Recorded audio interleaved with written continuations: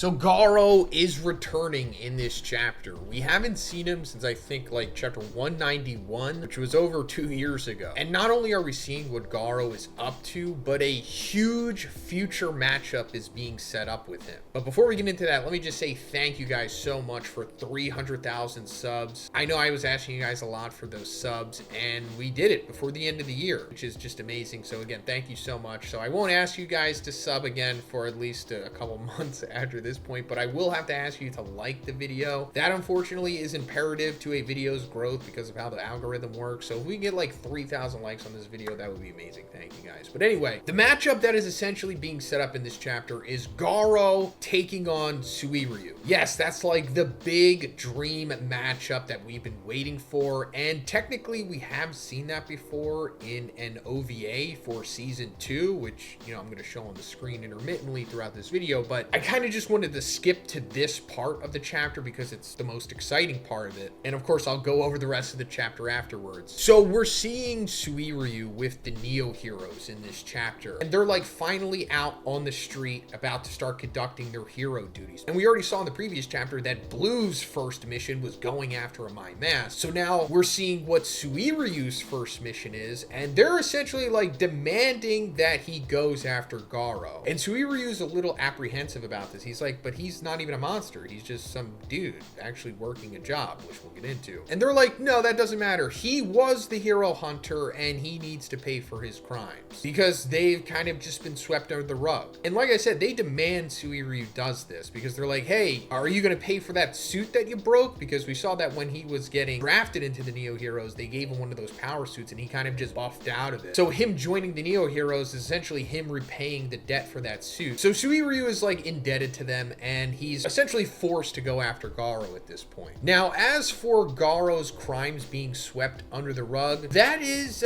true. It's very interesting how it actually plays out. So after Garou is defeated by Saitama way back at the end of the Big Monster Association saga, a lot of the heroes there kind of want to just straight up execute Garou on the spot. Mainly a Mind Mask. But it's ultimately King who winds up saving Garou here. But then of course Saitama is the one that basically just lets him go. And later on, Bang finds him under like this waterfall. And Bang just convinces him to come under his wing as a student again. So once Bang and Garou reconcile, Bang winds up taking him to like the police, and Garou like tells the police like his entire motivation for becoming the hero hunter, and the police interrogator guy is like, yeah, that's cool and all, but we're just going over your dine and dash incident here, which is hilarious because that was like Garou's least offensive crime that he committed throughout his entire hero hunter run. So he wound up kind of just getting a slap on the wrist for that. Now, as for why all of his hero hunting stuff got swept under the rug, well, it's more or less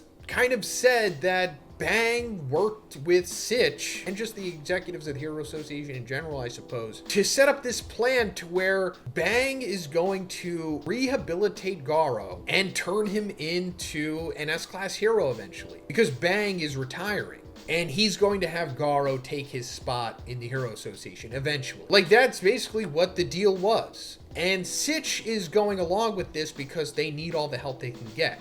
This isn't because of like the Neo Heroes. It's mainly because Sitch needs all the help that he can get for the world-ending prophecy. You know, the big battle against God at the end of the series, more or less. But first, guys, I just got the best Christmas present ever, and that's the new Hovsko Hov GTRS Ultra moped-style electric bike. First of all, just look at this thing. It is incredibly cool. It's like the coolest e-bike I've ever seen. It's got a 1500 watt power motor, a top speed of 32 miles per hour. That is incredibly fast. And it has a range of 65 miles, but if you get the dual battery, it goes up to 150 miles. It has powerful front and rear brakes, a sweet headlight and tail lights, an LCD display, and a Shimano 7-gear shifter. This thing is so much fun. Whether you want to just pedal around or just crank down on the throttle and have an incredible ride. You can easily cruise through the street, some trails, the forest, or if you just want to go up a hill, it has no problem doing that. This is for sure my new daily commuter, especially because I don't have a car. Why would I need one if I have this? So guys, if you're looking for an incredible Christmas present for you or a loved one, check the link in the description and make sure you use my code BIGZ for $100 off.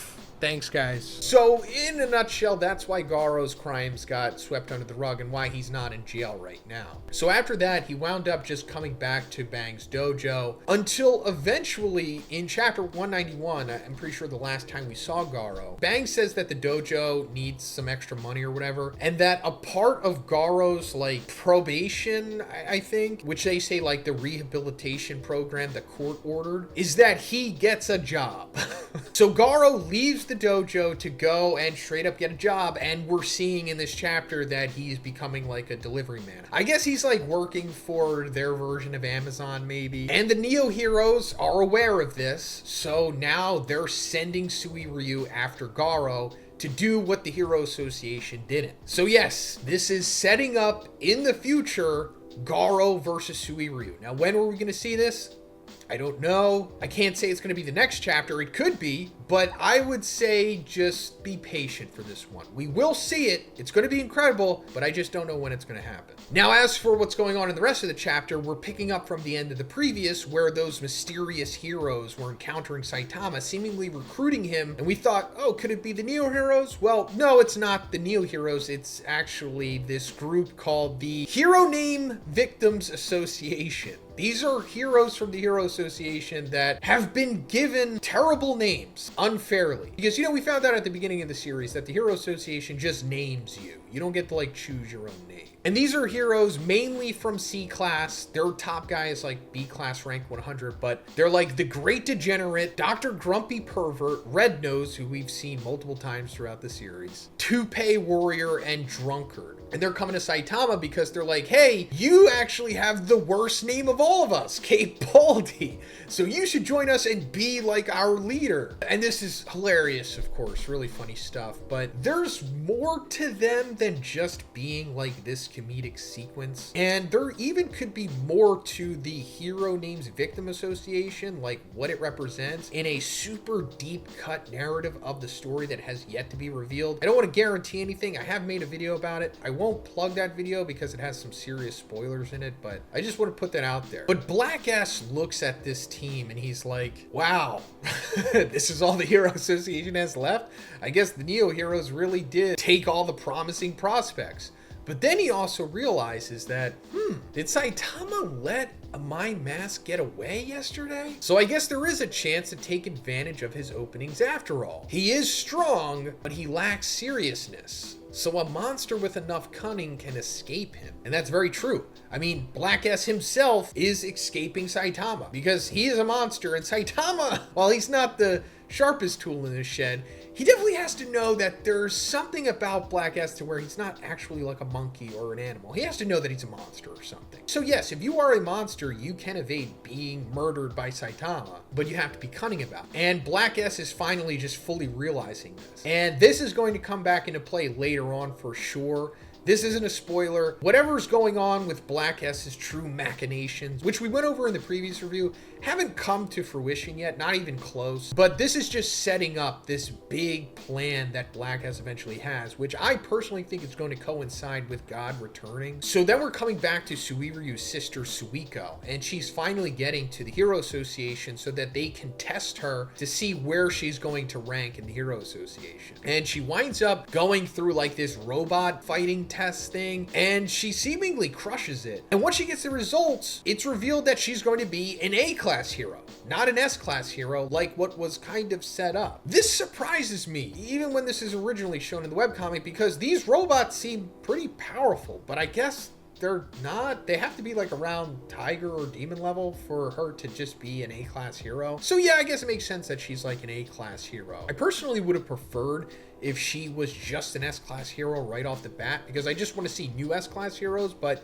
I guess there's time for that. And in a way, the reveal of the Neo leaders from the Neo Heroes are like the new S-class heroes anyway, even though they're not directly with the Hero Association. But the recruiters here say that she has some serious potential and that she likely will bloom in live combat. So it's like once she fights someone strong enough, like in real time, she'll grow on the spot and then maybe eventually become an S-class hero through that. And to be honest, we haven't seen that happen yet. Not even currently in the webcomic. We haven't seen Suiko's potential yet. So there's time for that, I guess. Like, it's going to be a while before we see her become an S-class hero. Although it is for sure being foreshadowed here that she will become one eventually. But she's a solid addition to the roster in general. I mean, not just for the Hero Association, but just for the main characters. We do need more strong females in this series for sure, and I think she's a good addition. So then we're coming to the end of the chapter, and we see Saitama training with Genos again. And this is just like a quick spar. Saitama just instantly taking him out with a death punch as usual. Maybe not so much just like a literal death punch, the way that it was emphasized in the beginning of the series, but you know what I mean. And Saitama's just like, is that good enough data for Dr. Kuseno? And Genos is like, yeah, you'll be able to work with this. And that's interesting in itself. Dr. Kuseno's still asking for data on Saitama. We saw that he was asking for that back at the beginning of the Amai Mask arc, and now I guess this is following up on that. We could just assume that Dr. Kuseno is asking for this data so he can further improve Genos, because that's like how he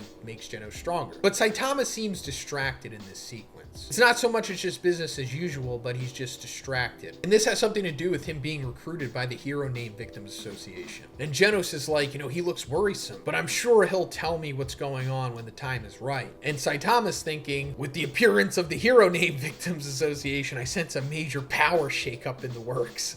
When the right time comes, I'll tell Genos. That's supposed to be funny, of course, but it's more or less just saying what the true narrative of this arc is, and it's just the Neo Heroes, I guess, shaking up the power balance with the Hero Association. But that's pretty much it for this one, guys. Let me know what you thought about this chapter in the comments, and if you liked it, please give it a like, and please subscribe if you haven't already. Have a great day, and I'll see you in the next one.